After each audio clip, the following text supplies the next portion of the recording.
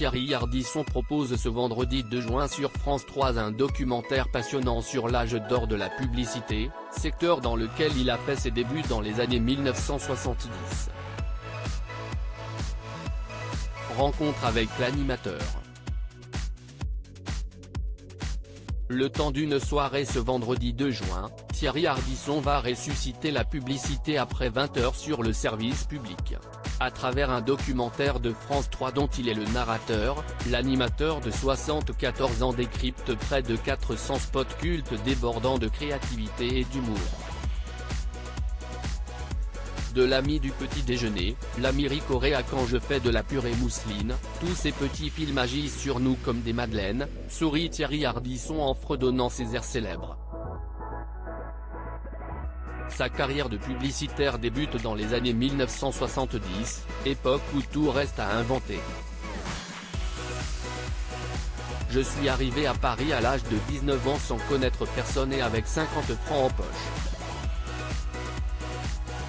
J'ai été engagé en 30 minutes par l'agence Barbedo.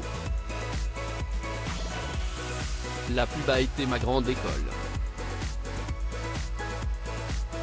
Si j'ai pu réussir plus tard à la télévision, c'est grâce à elle.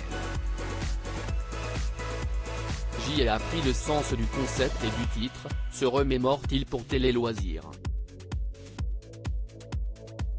Thierry Ardisson décrypte 400 publicités devenues cultes. Dans les agences, l'heure est à la créativité sans limite. On faisait tout ce qu'on voulait, ou presque. Et ça pouvait coûter une fortune. Quand, en 1988, Jacques Séguéla a fait décoller une Citroën d'un porte-avions, et qu'elle ressort de l'eau sur un sous-marin, c'était quand même pas mal. Notre seul but était d'étonner les gens, nous raconte Thierry Ardisson qui, pour vendre un laxatif, avait imaginé une piste de bobsleigh qui avait la forme d'un intestin, avec le bob qui descendait à toute allure. Ainsi, jusqu'au début des années 1990, la publicité était appréciée des téléspectateurs. Les gens avaient le sentiment que les publicitaires se donnaient du mal pour eux, donc ils aimaient ça. Et ils ont parlé à la machine à café, analyse l'animateur. Thierry Ardisson nous dévoile les secrets d'une bonne pub en guise de fil rouge. Thierry Ardisson dévoile dans ce film les nombreux tours de magicien des publicitaires pour séduire le futur acheteur, comme l'humour, la musique, un scénario à grand spectacle ou la présence de stars. En acceptant de tourner dans des pubs, les acteurs du Splendide nous ont beaucoup aidés. Ils ont donné le ton, car ils étaient branchés. On s'est ensuite retrouvé avec Dalida qui chantait pour le désodorisant Wizard, rigole-t-il. L'accent est également mis sur les incontournables gimmicks. L'effet qui se coule, tu pousses le bouchon un peu trop loin Maurice, et la marmotte. Avec le temps, certains sont même devenus des expressions du langage courant. Une bonne pub, c'est celle dont on se rappelle la marque, nous résume l'animateur.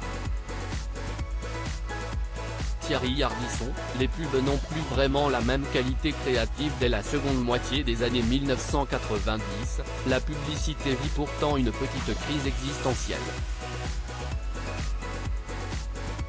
La voilà désormais détestée, voire même froidement zappée. Le désamour est arrivé quand les diffuseurs télé ont commencé à couper les films avec des pubs. Ce qui était une friandise est devenu une punition. Et puis elles n'ont plus vraiment la même qualité créative. C'est dommage car la vie sans pub, c'est triste, regrette Thierry Ardisson, qui pointe aussi les baisses drastiques de budget et l'importance diminuée du petit écran au fil des ans. Mais il assure, en matière de publicité, tout reste à inventer. Des slogans célèbres signés Thierry Ardisson. Et l'homme en noir sait de quoi il parle. Vas-y Vossa, quand si esti trop, si esti tropico, la paire, y en a pas deux ou encore Ovomatine, si esti de la dynamique. Derrière ces célèbres slogans se cache Thierry Ardisson. Des formules que l'ancien publicitaire a trouvées dans sa baignoire, pétard au bec. On était payé des fortunes.